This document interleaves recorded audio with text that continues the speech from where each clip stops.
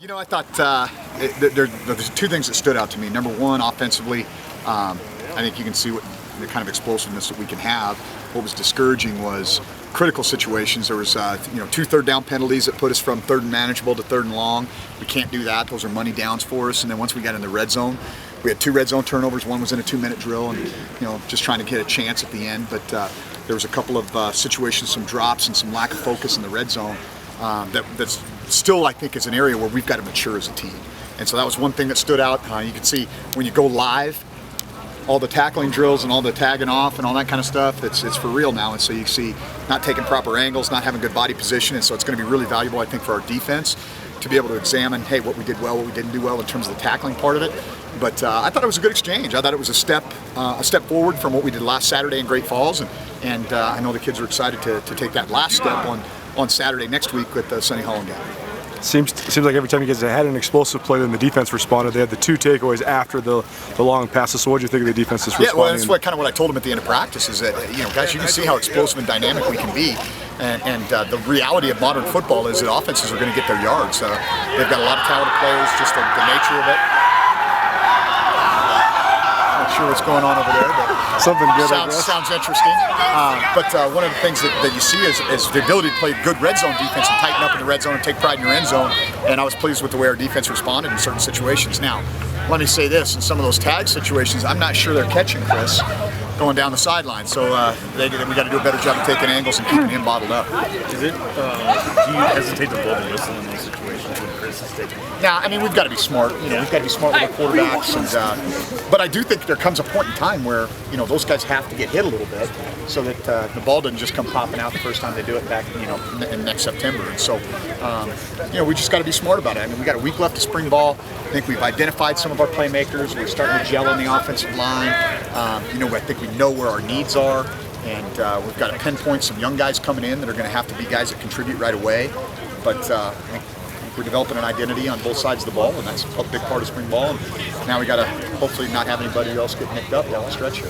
You had Derek Marks fill in and play a lot last year, obviously, but it seemed like he made some big plays. Yeah. TFLs, knockdown, sack. Yeah. You like where well, he's probably one of the more natural pass rushers we have. I mean, he's not a big guy, but he's a really good technician, very, very coachable young man. And I think as a guy that's got a chance, not played obviously as a true freshman, but I think even more as our defense evolves and he progresses as a player, has a chance to be kind of that splash player, a guy that you can count on to get pressure on the quarterback, even even when we're not blitzing, and be able to arrive at the right time and make some good plays for us. Damian Washington was he was the one that gave up the big pass, but then he had the pick. So do you still like what you see out of him so far? Well, I think he's a guy. He's another guy that's kind of sneaky because he's not a blazer. He's not physically imposing, not really long. He's just a really smart football player, and I think he's one of those guys that kind of knows his limitations and is going to hedge his bets, understands formations and splits, and how he can adjust with his ability to be able to make plays. And so, yeah, I've been really pleased with him. And I think Bryce Alley's had a very productive spring for us too. I think we knew what we had with Bryce and McCabe. You can see the one open field tackle on Jake Roper, who I thought had a really good day today. I think it was Braden Conkle came up. He's an excellent open field tackler. That's not an easy thing to do, but he's long, and that's something that we're really looking forward to. And so you see some of these young guys like Conkle, like Baloo Chapman flashing today. You mentioned Derek, and so it's exciting to see that. But on the offensive side, I thought we saw some of that too. I thought you see Justin Page's ability to stretch the field vertically, and obviously some of the quarterback run game stuff that we can do, but I thought Jake Roper was a guy that showed up today that is a guy that you're going, okay, kind of know what you have with Nick a little bit. Jake being a transfer from Boise, and I thought he gave us some really good reps today. You called the offense over and kind of broke them down. What did you say to them, and then what did you think of their response? They had a 12-play touchdown drive right after. Well, so it was exactly what I just was talking about. It was like, hey, at this point in time, fellas, they haven't stopped you a bit. Because Chris even goes, hey, they can't stop us. And I'm like, you're right, they can't. But guess who has? We have. Right. With penalties on third downs and turnovers in the red zone. And those are the things that we discussed over there. It's like, hey, let's tighten this thing up. And they did. They responded very well. I thought it was kind of fun to see the mix of Chris and Kyler at quarterback. I kind of challenged Brian with that. I was like, hey, let's say hypothetically we're in a game and we want to be able to get into a situation where those guys are kind of going back and forth a little bit and see what they can both do well. And it was kind of fun to see that mix. And 8, when he gets on the edge, I wouldn't want to defend him. I mean, he's a problem. And so if he can continue to evolve as a passer. I thought he made a really good decision. One bad decision with the ball, and that was in the red zone. And that was where we just talked about, like, hey, that's what got us in trouble a year ago. Hey man, we got good kickers. We'll take 3. There's nothing wrong with that. And go play defense. And so if we can continue to mature as a decision maker, I think he's got a big upside. Lewis Kidd's played a couple different positions. Yeah. Do you feel like you found something with him at guard? Settled in right now at right guard, but again, that'll be interesting because Caleb Gillis had a little bit of an injury, and that's who he kind of filled in for there. With Monty retiring, that left a little bit of a void there, and so it's going to be interesting. I think he's going to be a natural tackle down the road, but this year's incarnation of Lewis might be as an inside player, and so it'll just be interesting. I mean, I think he's a very long, athletic guy that sometimes learning the guard position can help you become a better tackle too. Also, I'm excited to see how he continues to develop. You've got Jared Padmos playing some wide receiver. Yeah. Is that a permanent move or just something that's... Not really. I mean, it was like we needed some legs. We had some guys nicked up, and we're a little bit short there. And, you can't just practice the 6 guys you got all the time. And so he was willing to step up, and he's done a good job. He was a great athlete in high school. I was talking to Coach BJ. He even feels like it's actually helped his punting because now he's not just over there obsessing about this one activity the whole game, the whole practice. He can kind of do some other things and okay, yeah, I'll go punt the ball. But great team player, and has actually made some plays for us. Had a catch today, and bombed a couple punts, and so he's doing his part for the organization. We appreciate that. I know you've been out here most of the morning, but a couple of rule changes with the early signing period and then going away from two-a-days. Generally speaking, what are your thoughts on it? Well, I think we had kind of gotten away from two-a-days anyway. Yeah. I feel like the early signing period that's an FBS rule. That's a Power 5 deal. I think there'll be some trickle-down effect for us, but we're only going to have a certain amount of dollars to spend in recruiting anyway. So are we going to spend them early? Probably not. We're going to let the smoke clear, and we're going to go through the normal recruiting cycle and see how that handles and how that works things out. The two-a-days thing, like I said, I think we only had 3 last year. I think it was going away anyway. Yeah. Now, the one thing it does change a little bit is we'll be able to maybe bring these guys in a little bit earlier, focus on the single practices, put a little bit more emphasis on the walkthroughs on the days when we need it. How many, can you pinpoint how many plays you guys went today? Or do you know? Well, we had a 24-play scripted series. We had to play it. I'm guessing that was probably somewhere around 60 plays. Okay. And so, with the 2-minute stuff, it's probably around 85 plays or so. Do you expect to do that much for the Sonny Holland game? I'd say that's about what we're going to get. Now, what we're going to do is we're going to have a scoring system, and we will have the quarters, so it won't be just kind of let's get what we get. It'll be in the first half we'll have 10-minute quarters, and we'll run those normal game mechanics, and then in the second half we'll 12-minute quarters, and that'll be a running time until the last 2 minutes of the game. And so I'm guessing that sweet spot's probably between 65 and 70 plays.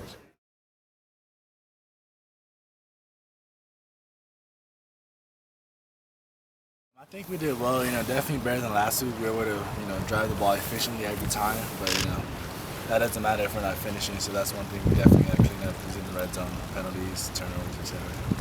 Yeah, you could hear you talking, they can't stop us, they can't stop us. It seems like you guys were just stopping yourselves today. Yeah, that's exactly how I put it. Our offensive line did a tremendous job, obviously running the ball, but also passing the ball. They're the ones that, dictate how we do. Obviously we have playmakers with the ball, but, they're a big part of it. I think today they did a great job. Talked about your footwork and some of the mechanics that you're working on this spring. Talked about it early in the spring. So now that we're kind of getting towards the end, how can you evaluate the strides you've made throwing the football? I believe I made some strides. There's some balls that I had better this time than I did last year during the season. But you can never stop. Once you reach your limit, there's always something else you gotta attack and try to reach. So that's just the quarterback's mentality. You showed a lot of stuff today in the run game, whether it was Cassis in the backfield, 3 guys in the backfield. Do you have more quarterback run stuff or more run stuff installed now than maybe what you guys were running once you sort of took over last year in the season? Yeah, I think definitely. I think Coach Armstrong knows that obviously I have a good strong suit with my legs, and we're just trying to use that to the best of our ability. And I think we did a great job of that today with experimenting things and plays and reads and all that. So it's pretty good. You guys were doing 2 quarterbacks, not per series, but even within one series. So what do you think of that aspect when you and Tyler are switching off? As long as we get the W, man. I don't care who's in or anything. As long as we get the W, I'm fine with it. That one drive that you guys drove down when you guys were both playing, seems like you guys played with good tempo there too. Is that challenging to play at tempo when you do have two guys coming in? Well, Coach Denarius from the beginning of that drive, he was like, be ready. We're gonna switch you guys in and out. So I kind of knew, so I was always by the sideline, ready to go in. And whenever he called us, he just had to sprint on the field, and I nothing happens to keep the same tempo.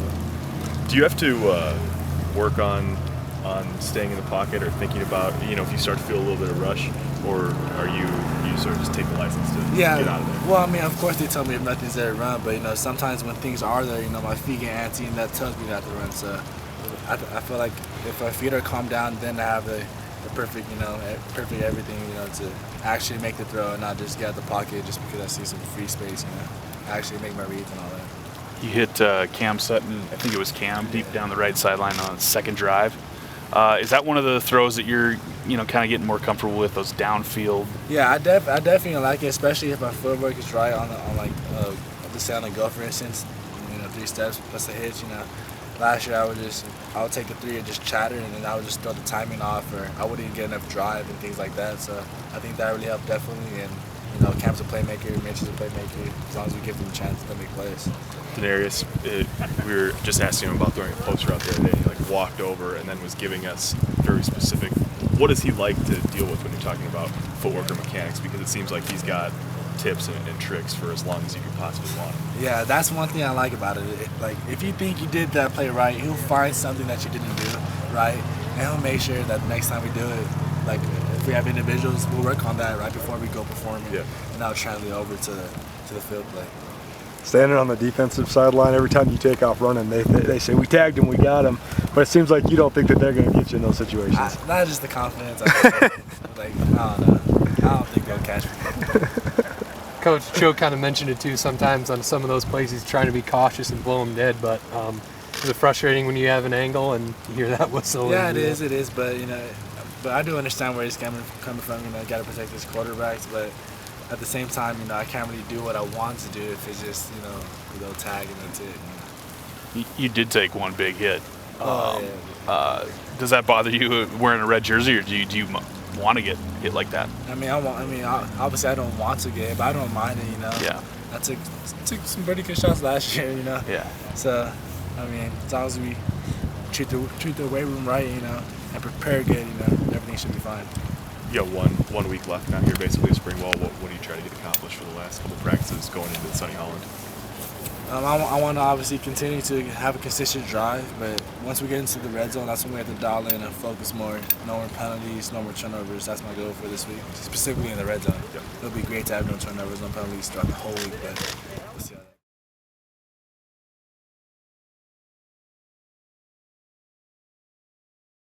that. You could hear Chris talking each time, they can't stop us, but then it seemed like turnovers were the only way they did stop you. So how'd you evaluate how the offense played today?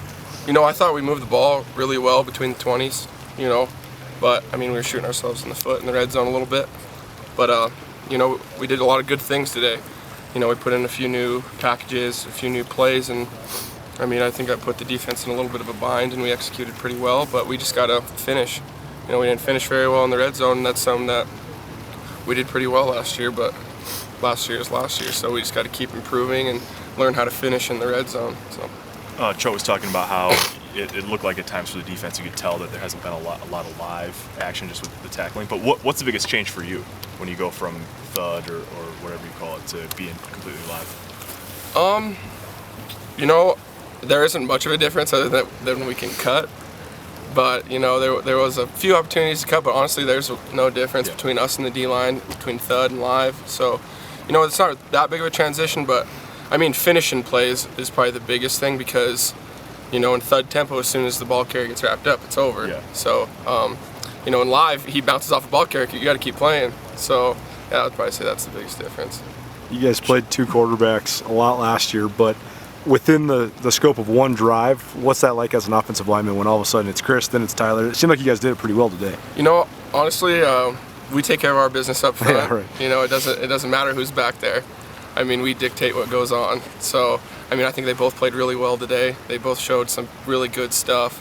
So, they're both going to help us be very successful next year, and I don't think we're not going to skip a beat up front, I don't think. Choate said, he mentioned the penalties and the turnovers, especially kind of down in the red zone, and said maybe that's an aspect where you guys need to mature a little bit as a team. How does that start? Where do you begin, maturing in those areas, do you think? I think just putting us in situations just like this today, more situational practices, and I think Coach Choate's done a good job of that. Keep putting us in the red zone, keep making us realize that, hey, every down's a money down. So if you have a procedure penalty or you don't make a good decision with the football, it hurts everybody. Not just you, not just the offense, it hurts everybody. So if we just keep putting ourselves in those situations, and then we have that experience, and then we can start to finish down there.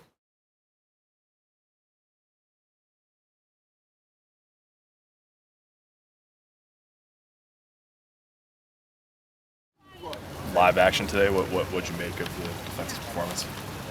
Well, first off, got our hands on the ball, so, that's always good, Mono defenses, score, get the ball back. We definitely got the ball back today a few times. We gave up a few big plays.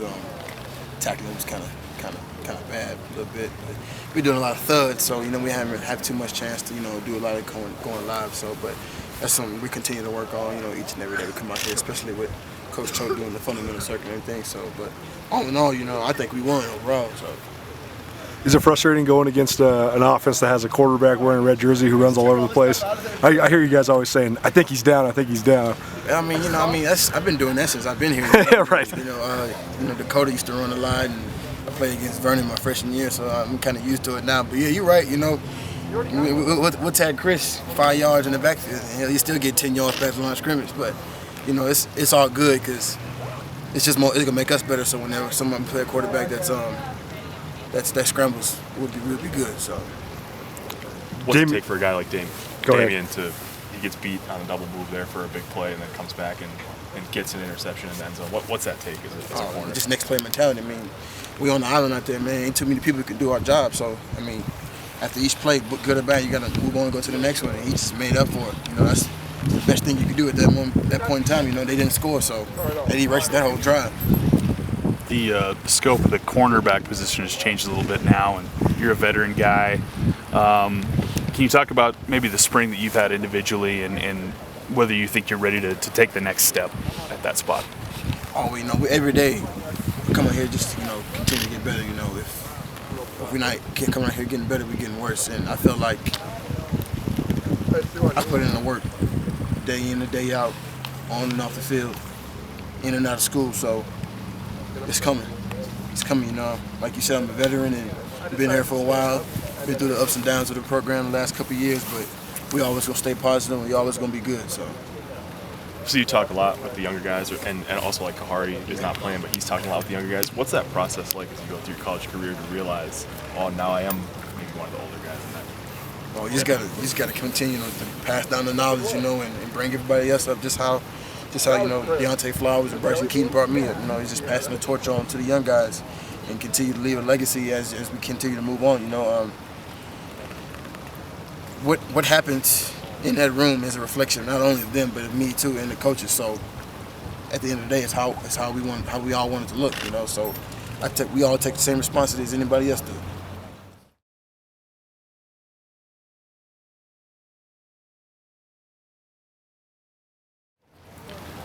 You can just kind of assess the tackling today. It was the first time besides last week that we've really gone live in tackling, so I think Coach Ty put it pretty well that it looks like we haven't played live a whole lot yet this spring. I think mostly just kind of from an injury prevention, offense and defense. We've had a bunch of guys get sick with flu and whatnot, so I think we're just trying to keep people healthy. But yeah, I do think it showed today. Okay. Linebackers, it looked like you guys had a little different alignment with McCarthy in there. Was Mac playing Sam? Mm-hmm. Is that right? Okay. Yeah, so we had somebody get sick actually. Right. And so we just shuffled things around so that we had two even groups. Yeah. So what do you think of how you guys are doing so far with Mac playing Will, and then how is it a little bit different today? I wouldn't really say it's that much different. We still play all the same stuff, so it's just, I do the same thing, I guess. I don't really. I try to focus on what I'm doing. Is it different for you playing Mike, or is it very similar to what you were doing last year? Honestly, it's probably easier. Yeah. It's more simplified. I do I do less. I just have to get the defense lined up pretty much. So. How's that learning process going? It went pretty smooth. I mean, when I came in, I thought I was playing Sam, and then I got moved to Will last spring, and so I kind of know, most of the positions. So Coach Ty says he wants to move us around and make us know all three of them. Talk about the interception you had.